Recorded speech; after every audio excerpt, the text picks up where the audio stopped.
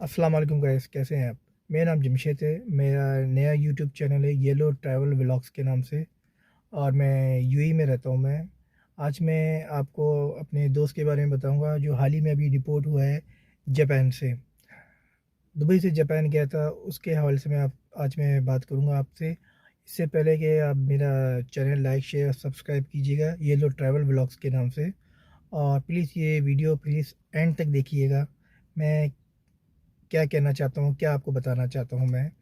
तो शुरू करते हैं कि मेरा एक दोस्त है, यहाँ से दुबई से जापान गया था, उसका जापान का वीज़ा लगा है 15 दिन का। यहाँ से जापान गया, जापान में उतरा नारिता एयरपोर्ट। नारिता एयरपोर्ट में जो उससे पूछताछ किया गया वो ये है कि पहली बात है कि उसने मुझे बताया कि ये प्लीज़ ये मेरी जो जो मेरे साथ हुआ है ये आप लोगों को बताइएगा, और उसमें जो मेरे साथ हादसा हुआ है, ताकि दूसरे भी क्या बोलते हैं केयरफुल रहें वहाँ पर कि ये चीज़ें हो रही हैं। तो और उसने अपना नाम बताने से मना किया है। तो खैर शुरू करते हैं। तो दुबई से जापान नारिता एयरपोर्ट गया, वहाँ से वो उतरा।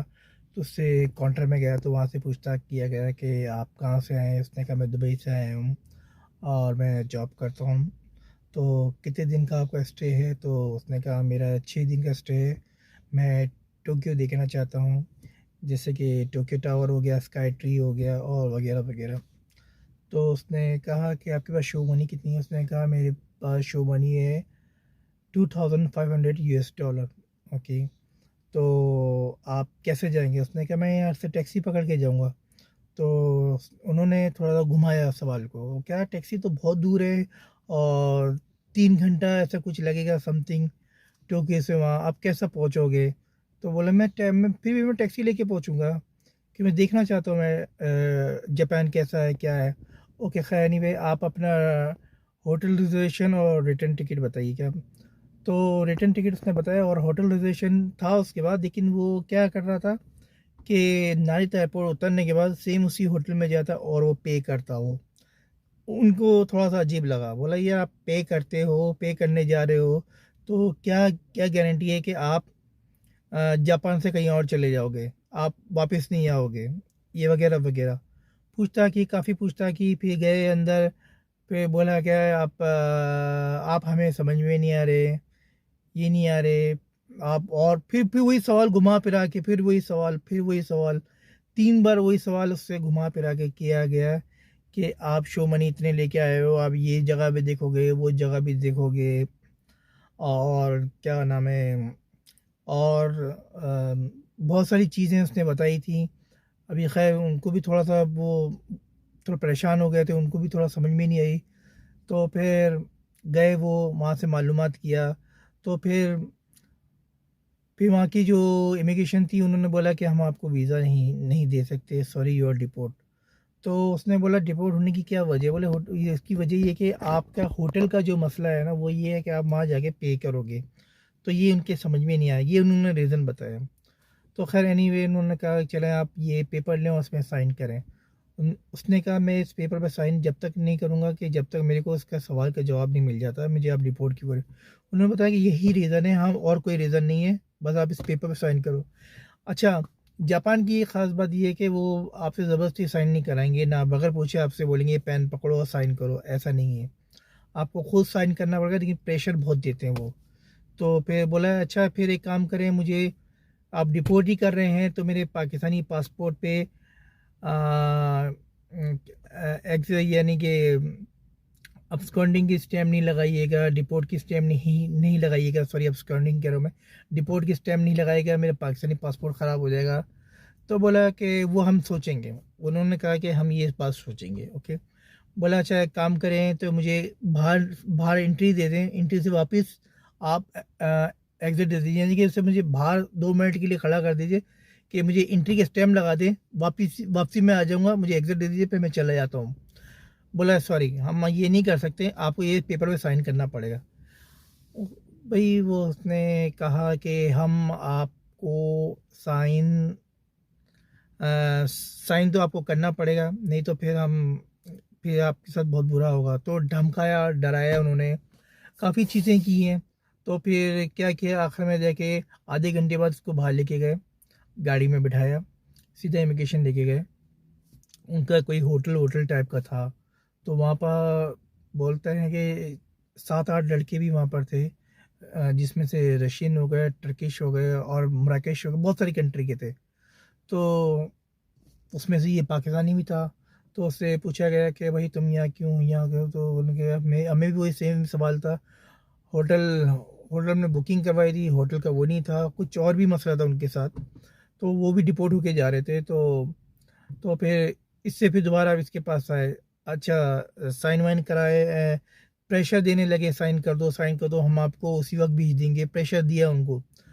तो उसी प्रेशर में आके उसने क्या किया, साइन कर दिया सिग्नेचर करके, और के बस सिग्नेचर कर दिया। उसने कहा फिर वहाँ के इमिग्रेशन वालों ने कि आपको हम आधे घंटे बाद आपको लेके यहाँ से जाएंगे।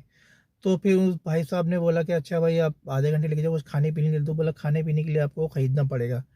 तो वो ये चीज़ समझ में नहीं आई कि आप इमिग्रेशन वाले, आप बंदे को अपने वहाँ भी लेके गए, अपने इमिग्रेशन रूम पे भी लेके गए, सब कुछ लेके गए, खाना पीना कुछ भी नहीं। चलो खैर, एनीवे बंदा जैसे तैसा बर्दाश्त किया, साइन तो कर दिया था। वैसे लोग मना करते वहाँ के साइन नहीं करो, तो खैर साइन कर दिया प्रेशर में आके। फिर उसको जब डिपोर्ट, फिर एयरपोर्ट छोड़ने के बाद जब डिपोर्ट करने लगे तो उसने उसका मज़े की बात ये है कि वो कह रहे हैं कि आपको $300 आपको फ़ाइन पे करना पड़ेगा।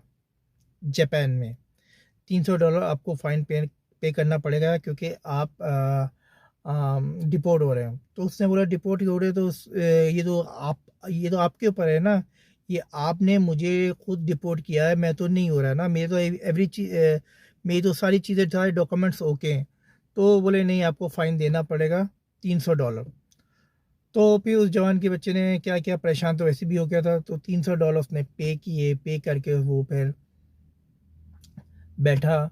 तो खाने पे खाना वो पूछा था, मुझे भूख लग रही है कुछ खाने के लिए। बोला खाने के लिए आपको पे करना पड़ेगा उल्टा। पे करना पड़ेगा। तो फिर वो बोला छोड़ो यार, एयरपोर्ट जहाज़ में बैठ के खा लूँगा। तो उसने जापान में पे किया। लेकिन एक चीज़ उसने मुझे ख़ास बात पे ये बताई है बंदे ने, वो ये कहा है कि आप साइन आप जब तक नहीं करो, जब तक ये लोग आपको डिपोर्ट नहीं करेंगे, क्योंकि आपने साइन किया तो आपको ये डिपोर्ट करेंगे। ये ख़ास बात है कि अगर आपने साइन किया तो आप डिपोर्ट हो गए, आपने साइन नहीं किया, मजा रहे आपको, आप या कहीं कहीं से भी आप आए हो, आपको ये भेज भी नहीं सकते। ये रूल है वहाँ का। तो मेरे भाई जो भी जा रहा हो जापान से या कोई भी, तो प्लीज़ ये वीडियो देखिएगा मेरी। और जापान में उतरते वक्त अगर आप डिपोर्ट भी होते हैं तो साइन मत कीजिएगा। मैं फिर बता रहा हूँ कि उसमें साइन बिल्कुल नहीं कीजिएगा। अगर आप साइन करेंगे तो आप डिपोर्ट हो गए। कुछ भी है वो आपके पासपोर्ट में, आपके वीज़े के स्टिकर में स्टैम्प लगा सकते हैं, डिपोर्ट का भी पॉसिबल है। ये उनके ऊपर है, ओके। लेकिन प्लीज़ मेरे भाइयों, आप जापान जाते हैं और प्रेशर में आ जाते हैं, आपको बोलते हैं इसमें साइन करो, साइन नहीं करना, क्योंकि ये आपको डराएंगे, धमकाएंगे, सब कुछ करेंगे ये।